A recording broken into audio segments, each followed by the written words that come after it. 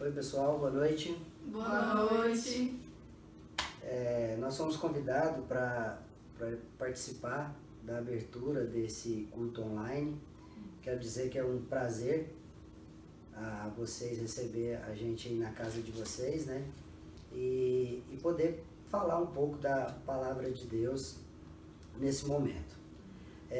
Quando me convidaram, eu logo já lembrei de um versículo que acho que quase todo mundo o mundo inteiro, quando vai lê Salmos.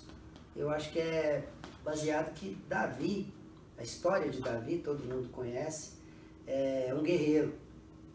E é um guerreiro que tinha um coração conforme o coração de Deus. Então, nesse momento eu lembrei dessa passagem na Bíblia e eu queria compartilhar com vocês, porque o que a gente está passando agora é uma guerra. Então, e a gente precisa vencer essa guerra. Mas para vencer essa guerra, a gente precisa entender que Deus está ao nosso lado. E eu gostaria que a Mariana lesse essa passagem da Bíblia. Por favor, Mariana, lê essa passagem da Bíblia, qual é? Salmos, capítulo 37, versículo 23 ao versículo 25. Amém? Amém. Amém. 23. O Senhor firma os passos do homem bom e no seu caminho se compraz. Se cair, não ficará prostrado, porque o Senhor o segura pela mão. Fui moço e já agora sou velho, porém jamais vi o justo desamparado, nem a sua descendência a mendigar o pão. Amém. Gente, esse versículo 25, que fui moço e agora sou velho, porém jamais vi o justo desamparado, e nem a sua descendência a mendigar o pão. Isso traz um fortalecimento espiritual muito grande para nós, de que saber, mesmo passando por tudo que nós estamos passando, não sabemos quando isso vai acabar, mas a certeza de que Deus está conosco. Porque não sou eu que estou falando, a palavra está falando isso. Jamais vi o justo desamparado. Então, se nós somos justificados por Deus, pelo sangue de Jesus, Ele não vai nos desamparar. E muito menos a nossa descendência. Gente, isso é uma maravilha. Isso é maravilhoso saber que Deus está conosco num momento tão difícil, igual esse que a gente está passando. Eu gostaria de pedir a Renata para fazer uma oração para nós. Então, Senhor, meu Deus, meu Pai, Deus de amor, Deus de bondade, de misericórdia, a gente te agradece, ó Deus, por mais esse dia. Obrigada, Pai, pelo teu cuidado com todos nós. Obrigada, Deus, porque o Senhor tem olhado por nós e tem sido misericordioso, ó Deus, nessa época de crise. Que o Senhor nos abençoe, ó Deus, cada vez mais. Eu te peço em especial que abençoe esse culto de hoje, ó Deus, que a palavra venha mesmo tocar o nosso coração, que a gente possa se sentir confortado mesmo, ó Deus, pela tua palavra. Age em nosso meio, ó Deus, que o Senhor possa mesmo nos fortalecer nessa crise, ó Pai, e dar ao nosso coração a tua paz, Jesus, a paz que excede todo entendimento. Permaneça conosco, ó Deus, todos esses dias. Sim. É essa oração que eu te faço, em nome do meu Senhor e Salvador Jesus Cristo. Amém. Amém. Amém. Agora nós vamos passar para a parte dos louvores.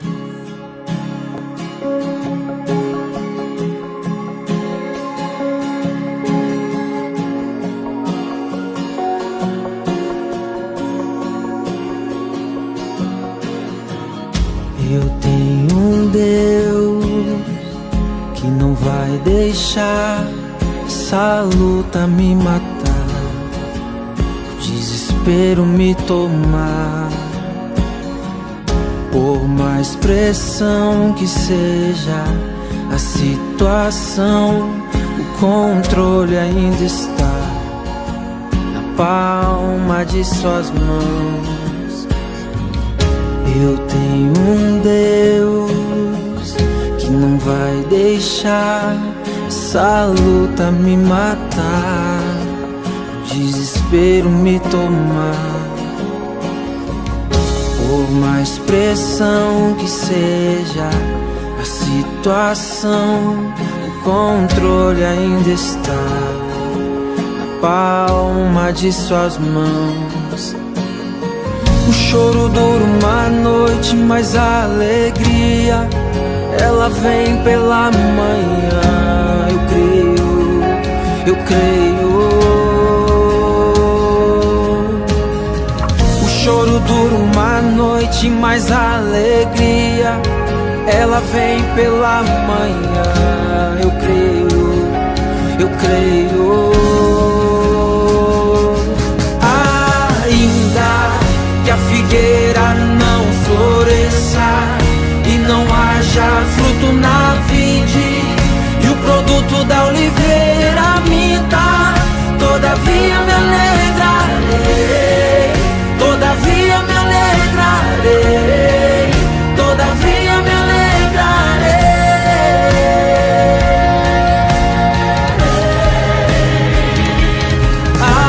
Ainda que a figueira não floresça e não haja fruto na vide, e o produto da oliveira minta, todavia me alegrarei, todavia me alegrarei, todavia me alegrarei.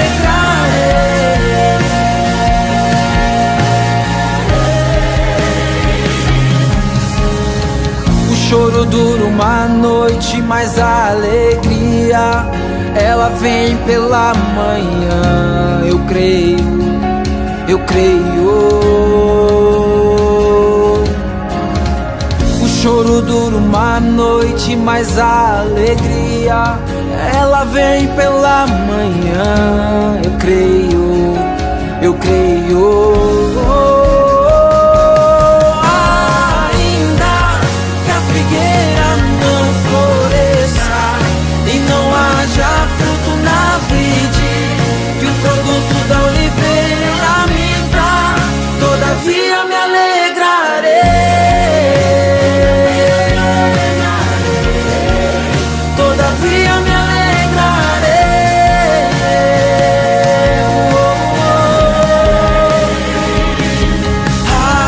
Ainda que a figueira não floresça e não haja fruto na vide, que o produto da oliveira minta, todavia me alegrarei, todavia me alegrarei.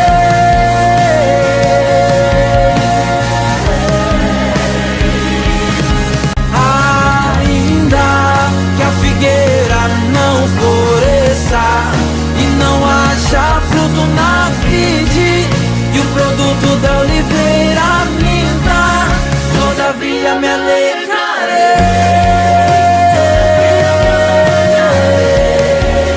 todavia me alegrarei.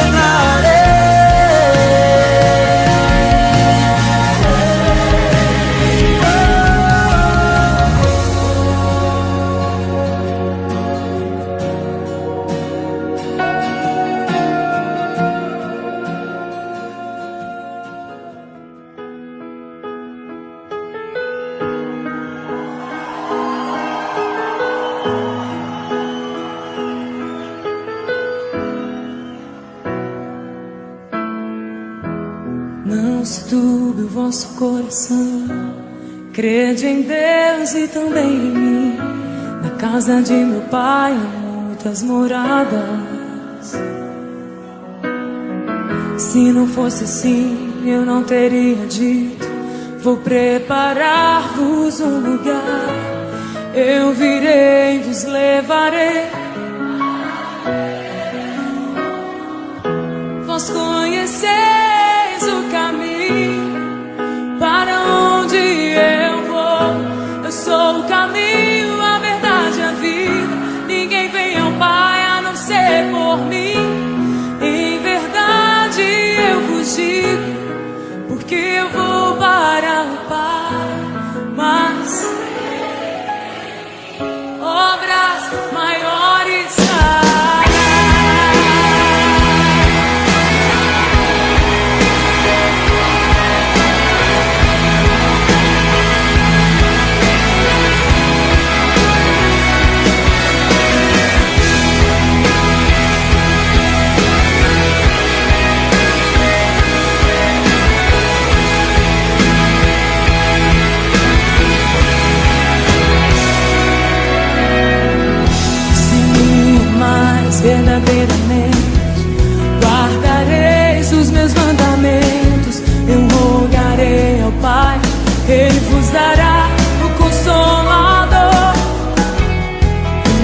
Espírito da verdade, que o mundo não pode receber, mas Ele habita em vós e estará em vós para sempre.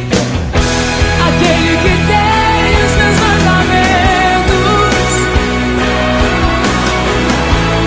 esse é o que me ama. E se alguém me amar, será amado por meu Pai. Eu também o amarei e me manifestarei a Ele. Quero te amar mais, Senhor. Quero te amar mais e mais.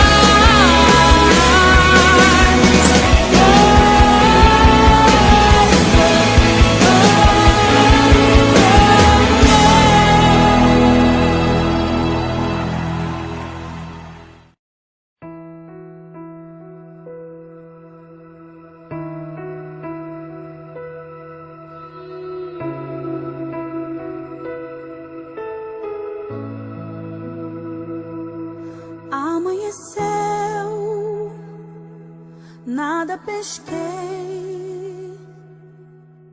Parecia ser apenas mais um dia como qualquer outro. Estava cansado, sem forças, desanimado, decidida a largar tudo e parar. Deus conhece tua estrutura, sabe o que está fazendo. Mesmo que seja difícil, não pares, Ele está vendo. Colheu todas as tuas lágrimas e mandou a te falar. Pega o que Ele te entregou e volte para o mar, que é o teu lugar. Quem mandou largar a rede? Quem mandou você parar? Volte para o mar alto, no lugar da tua vergonha eu vou te honrar. Quem mandou largar a rede? Quem mandou você parar? Volte para o mar alto, no lugar da tua vergonha eu vou te honrar. Filho, eu vou te honrar.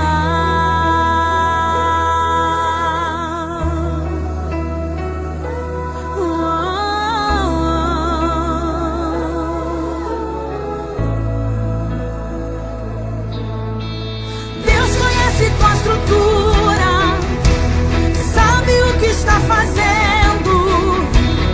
Mesmo que seja difícil, não pares, Ele está vendo.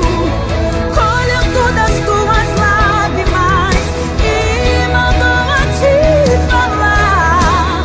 Pega o que Ele te entregou e volte para o mar, que é o teu lugar. Quem mandou largar a rede? Quem mandou você parar? Volte para o mar alto, no lugar da tua vergonha eu vou te honrar. Quem mandou largar a rede? Quem mandou você parar? Volte para o mar alto, no lugar da tua vergonha eu vou te honrar.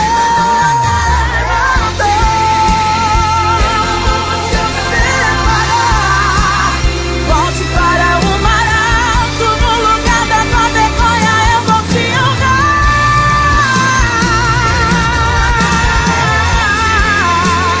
Quem mandou você parar? Volte para o mar alto, no lugar da tua vergonha eu vou te honrar. Filho, eu vou te honrar.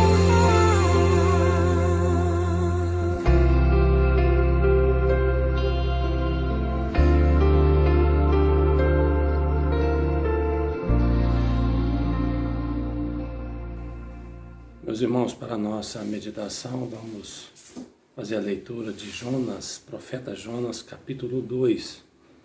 Vou começar inclusive com o versículo 17 do capítulo 1.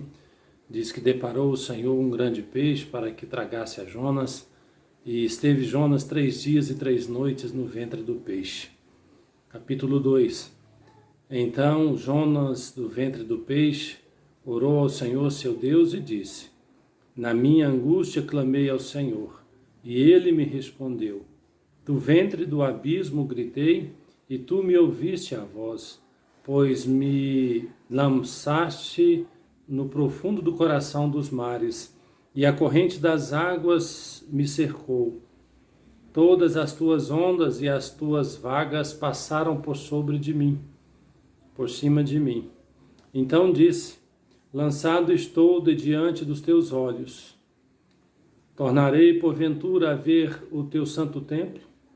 As águas me cercaram até a alma, o abismo me rodeou, e as algas se enrolaram na minha cabeça. Até os fundamentos dos montes desci até a terra, cujos ferrolhos se correram sobre mim para sempre. Contudo fizeste subir da sepultura a minha vida, ó Senhor meu Deus. Quando dentro de mim desfalecia a minha alma, eu me lembrei do Senhor, e subiu a ti a minha oração no teu santo templo. Os que se entregam à idolatria vã, abandonam aquele que lhes é misericordioso, mas com a voz do agradecimento eu te oferecerei sacrifício. O que votei pagarei. Ao Senhor pertence a salvação. Falou, pois, o Senhor ao peixe, e este vomitou a Jonas da terra. Na terra, melhor dizendo, na terra. Meus irmãos, mais uma vez, vamos meditar no profeta Jonas. Este profeta, ele normalmente é lembrado como o profeta fujão. Isto porque ele foi aquele profeta que, ouvindo de Deus o chamado e uma missão para cumprir, ele tentou fugir de Deus, afastar-se de Deus e dos seus planos para a sua vida. Jonas partiu então para viver sua própria vida, como se Deus não se importasse mais com ele. Passou e pensou que poderia viver longe de Deus a seu bel prazer do seu jeito, fazendo o que queria e não o que Deus queria que Jonas fizesse. No capítulo 2, que nós acabamos de ler e vamos estar meditando aqui agora, Jonas se encontra no mais profundo abismo, no mais profundo fosso. É a situação que ele se encontra. É o contexto aqui para a gente entender melhor. O verso 3 diz, ele, na sua oração, pois me lançaste no profundo, no coração dos mares, pois me lançaste no profundo, no coração dos mares, e a corrente das águas me cercou. Todas as tuas ondas e as tuas vagas passaram por cima de mim. Também no verso 6, ele continua falando a situação que se encontrava. Ele diz, até os fundamentos dos montes, desci até a terra, cujos ferrolhos se correram sobre mim para sempre. Contudo, fizeste subir da sepultura a minha vida, ó Senhor meu Deus. Então, meus irmãos, a situação em que Jonas se encontrava, eu vejo assim. Aquela pessoa que se encontra no mais profundo fosso. Já ouviu alguém dizer, fulano está no fundo do poço? Eu penso que Jonas estava pior do que isso. Jonas estava no pior de todos os fossos, na pior de todas as profundezas. Lembra quando a Bíblia diz que a situação na vida de um homem, que ele pode ir de abismo a abismo, um abismo chamando a outro abismo? Penso que essa foi a situação de Jonas. Não vou ler agora, mas curiosamente você poderá fazer isso no capítulo 1, como que a narrativa vai mostrando que Jonas, na tentativa de fugir de Deus, ele só vai descendo.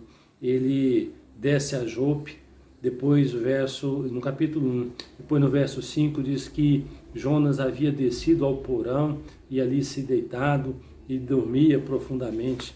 E agora no capítulo 2 a gente vê Jonas descendo ao mais profundo abismo, aos fundamentos dos mares.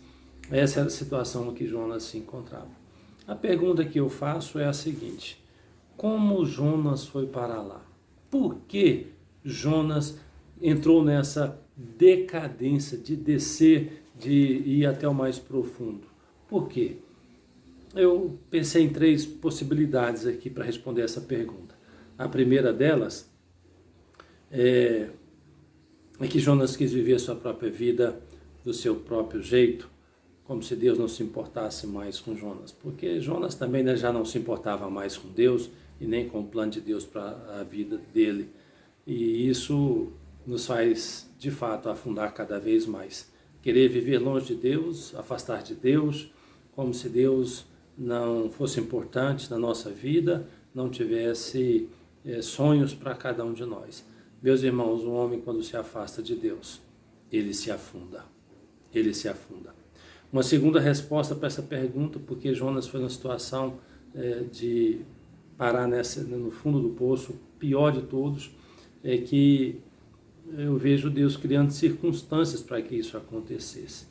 No capítulo 1, por exemplo, no verso 4, depois diz, vou ler aqui, 1:4, diz que o Senhor lançou sobre o mar um forte vento e fez-se no mar uma grande tempestade, e o navio estava a ponto de despedaçar-se. Essa é a primeira circunstância que Deus criou na fuga de Jonas.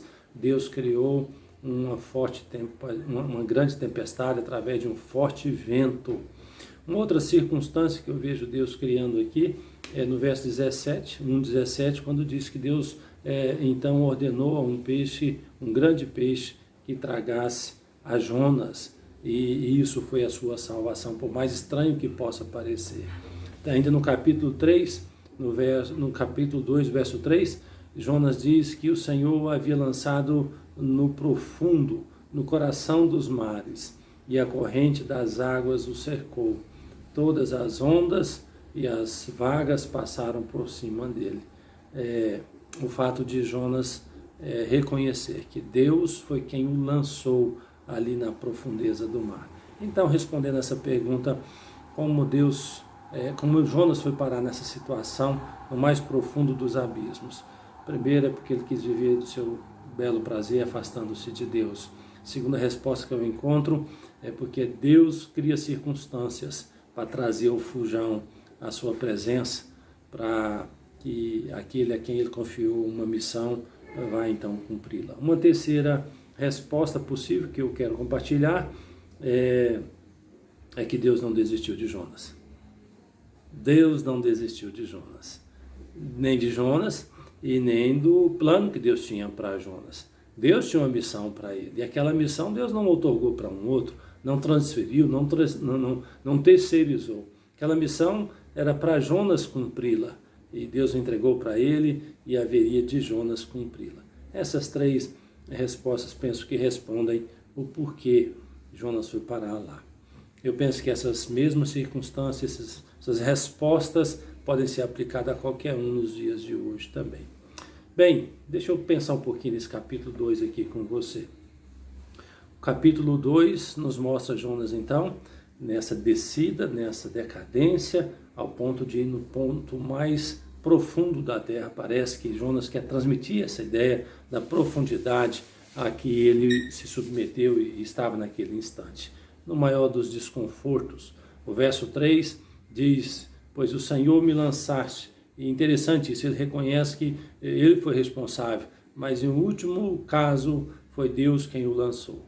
Tu me lançaste no profundo e no coração dos mares, e a corrente das águas me cercou. Todas as tuas ondas e as tuas vagas passaram por sobre mim. Posso imaginar o desconforto desse homem, o medo, as águas tampando o seu fôlego, entrando goela abaixo, quem sabe quase ao ponto de inundar o seu próprio pulmão. O fato é que ele está nesse grande desconforto, não é?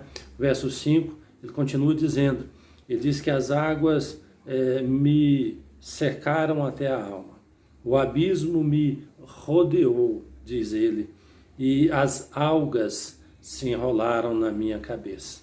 Percebe, irmãos, a situação que ele se encontrava? Não só na profundidade, mas tudo que envolve essa situação. No ventre de um grande peixe, um lugar pouco apropriado, não é? O desconforto de não ter, naquele lugar onde ele se encontrava, no fundo do mar. E o fato é que essa é a situação que ele estava.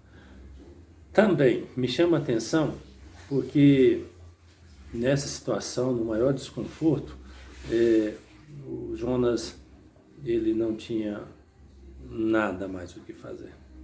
Tudo que Jonas poderia fazer era até chegar a esse ponto. Chegou a um ponto agora que ele não tinha mais nada a fazer, a não ser,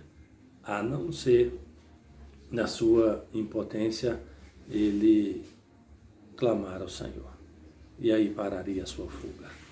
A fuga desse homem pararia quando ele agora volta-se para Deus. Não é assim na nossa vida, não é assim, já aconteceu com você. Conhece a história de alguém que também tentou fugir de Deus e dos seus planos, e essa fuga só terminou quando então, na sua impotência, não tem mais o que fazer, a não ser clamar a Deus. Foi o que Jonas fez.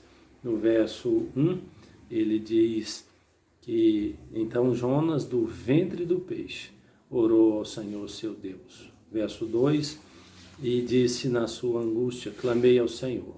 Na sua angústia, ele clamou ao Senhor. E ele me respondeu, disse Jonas. Ele me respondeu, do ventre do abismo gritei, e tu me ouviste a voz. No mais profundo do abismo, naquele sufoco, literalmente, ele clamou, gritou, e Deus lhe ouviu a voz. Olha que maravilha. O fujão grita do mais profundo dos abismos, e Deus o ouve, Deus o responde, diz aqui. Gritou, clamou, voltou-se para Deus. Essa é a nossa única chance. Essa é a nossa última esperança, voltar-se para Deus. Lembra que Jesus disse, sem mim nada podeis fazer. É isso mesmo, meus irmãos. Um breve comentário no verso 4. Então disse, lançado estou de diante dos teus olhos. Tornarei porventura a ver o teu santo templo? Curioso, não? No estado que ele se encontrava, naquela condição degradante, desconfortável, do que ele lembra agora? Do templo. Do templo. O templo na vida do judeu exercia um papel importantíssimo, ao ponto do judeu pensar que o templo era como se fosse um umbigo do universo, o centro do universo. E todo judeu devotava grande apreço ao templo. Fazia parte da sua vida, era, na concepção do judeu, a presença de Deus ali. Fato é que agora ele lembra do templo. Quantas pessoas eu tenho percebido, meus irmãos, que ainda hoje, eu sei que para nós hoje, que no Brasil, o Novo Testamento, não tem a mesma importância o templo como tinha para o judeu naquela época. Mas não deixa de ter importância sim. O templo como aquele lugar onde a igreja se reúne, está presente, é a congregação ali, onde a vida espiritual comunitária acontece, não é?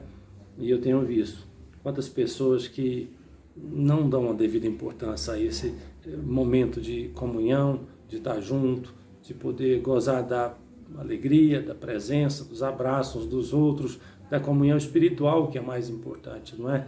Eu tenho percebido isso. Antes dessa pandemia, muitos não se importavam, não participavam muito pouco da vida comunitária no templo. Como se estivesse dizendo através dos seus atos, eu não estou nem aí para isso. Espero, meus irmãos, que depois dessa pandemia, muitos mudem, que muitos vejam o valor da vida congregacional e voltem a congregar.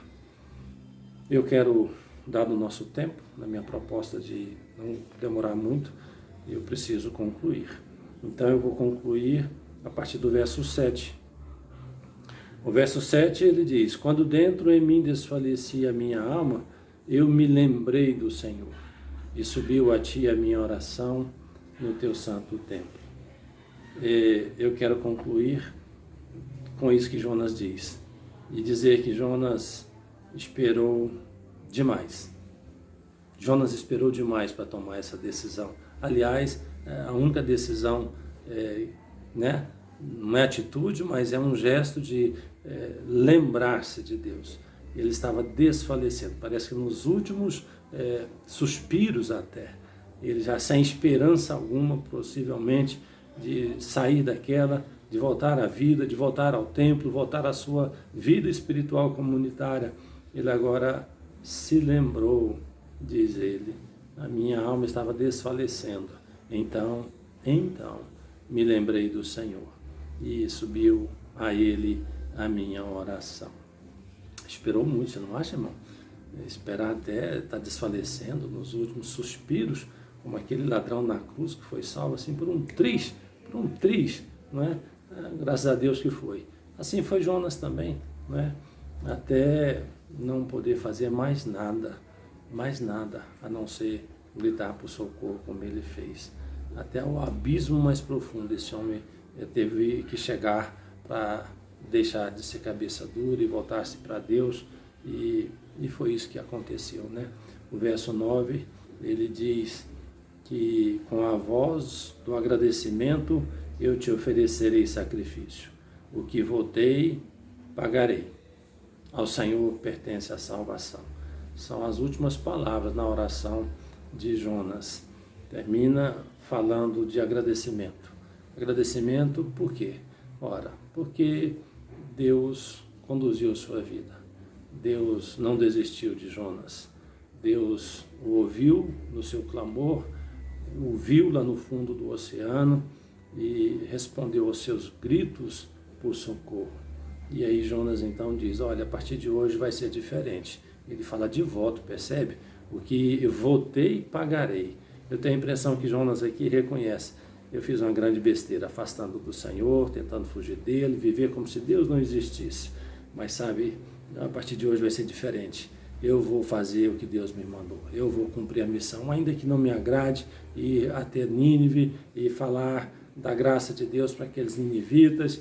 Não me agrada, não é isso que eu queria, mas Deus sabe o que faz e eu vou cumprir, eu vou obedecer. É o melhor que nós devemos fazer. Todo pecador é o melhor que deve fazer. E ele decide fazer um voto ao Senhor e diz que vai cumprir. Meu irmão, não sei como é que você está, não sei como é que está a sua vida, você que me ouve. Eu não sei se você tem também a semelhança de Jonas, tentado fugir, viver sua própria vida, longe de Deus, como se Deus não se importasse com você e com o que você faz. Mas sabe, se você está vivendo como Jonas, eu tenho duas mensagens para você, duas notícias, e vou dá-las de forma bem direta e bem curta. Uma é boa e uma é ruim. Façamos o seguinte, eu vou te falar primeiro sobre a ruim, tá bem? A gente terminar com uma boa notícia. A notícia ruim que eu tenho para dar para você, se porventura você está como Jonas, fugindo de Deus, vivendo como se Deus não existisse. A notícia ruim é que se você continuar fugindo de Deus, preste atenção nisso, se você continuar fugindo de Deus, vivendo longe de Deus, como se Ele não existisse, como se você fosse viver do seu jeito, como você está pensando e planejando, você vai terminar, meu querido, no mais profundo abismo, no mais profundo fosso. Fuja disso enquanto é tempo. Não espere chegar ao último suspiro, como Jonas esperou. Não espere chegar ao mais profundo dos abismos, como Jonas chegou. A outra notícia que eu tenho para você, para todos quantos estão talvez tentando viver longe de Deus e fazer da sua vida o que você bem quer dela, a boa notícia. A boa notícia é que, como Jonas diz no verso 7, eu vou ler. Quando dentro de mim desfalecia a minha alma, então me lembrei do Senhor. E subiu a ti a minha oração no seu santo templo. A boa notícia é que, se você se lembrar do Senhor, voltar-se para Deus, se humilhar perante o Senhor, se arrepender perante Ele, Ele diz aqui nesses versículos, na sua palavra como um todo, Ele te ouvirá e te responderá como ouviu e como respondeu a Jonas. E quem sabe, Ele não te dará uma ou outra oportunidade, porque como termina essa narrativa, ao Senhor pertence a salvação. Portanto, meu querido, prezado ouvinte, volte-se para o Senhor, porque Ele é rico em perdoar. Não espere mais, não fuja mais, não se afunde ainda mais, se é essa a sua situação. Que Deus tenha misericórdia. Deus mude a sua sorte se você está assim. Deus se revela a você e você abandone essa sua vida de fuga, se tem sido isso o seu caso.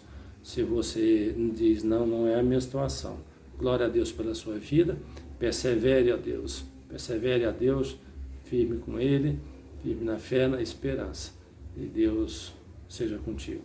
Deus te abençoe. Vamos orar. Deus gracioso, o Senhor é aquele que não desiste do pecador e nem dos seus planos, ó Deus, para com ele, assim como podemos ver na vida deste homem. Deus, também hoje, quantos que não têm tentado fugir do Senhor, viver longe do Senhor, como se o Senhor não se importasse com suas vidas e com o que eles fazem. Deus, e assim vivendo, estão cada vez mais se afundando. Pai Celeste, o Senhor é compassivo, o Senhor é misericordioso, o Senhor se compadece do pecador, como conhecemos na Tua Palavra. Pai, assim eu te peço em nome de Jesus, se tem alguém nessa situação e que vai ouvir essa mensagem, Deus use-a para falar ao seu coração profundamente, e essa pessoa mudar de vida, mudar de rumo, voltar-se para o Senhor enquanto é tempo, e não esperar chegar a esse ponto que chegou Jonas. Quanto àqueles, ó Deus, que estão caminhando na fé, firme na esperança, Deus, te peço em nome de Jesus, dá mesmo, Pai, perseverança na fé, pureza, santidade, e prossiga, Pai, para o alvo, rumo à vocação celeste que o Senhor tem para cada um de nós. Glórias, glórias, eu te agradeço, Pai, em nome do meu Deus, do meu Senhor, do meu Salvador Jesus Cristo. Amém. Chegamos ao final, né? Muito obrigado por poder participar desse culto online. Foi um prazer. Quero dizer que estamos com saudade de voltar para a comunhão, para o culto, mas infelizmente agora não dá, né? A gente não sabe quando vai voltar. Eu já até testemunhei isso na igreja, que a falta da comunhão é uma coisa assim que me preocupa, me deixa bastante chateado, e eu não gosto mesmo. Mas o que a gente tem é esses cultos online, trocar zap, ligar um para o outro. Eu tenho visto muito isso na igreja e tenho visto a junta diaconal trabalhar também em prol da igreja. E que Deus nos proteja a todos. Que quero dizer para vocês que a Luciana está com saudade de fazer janta, muita comida. A Mariana, a Salinha, né, Mariana? Voltar lá com seus menininhos. Renata não vai voltar para a igreja, vai voltar para o Tocantins quando isso acabar. Então, assim, muito obrigado, gente. Uma boa semana para vocês. Fiquem todo mundo com Deus. Leiam a Bíblia. Orem. Orem bastante, porque Deus fortalece. Ele está conosco. Muito obrigado e fiquem com a paz de Deus. Amém. Amém.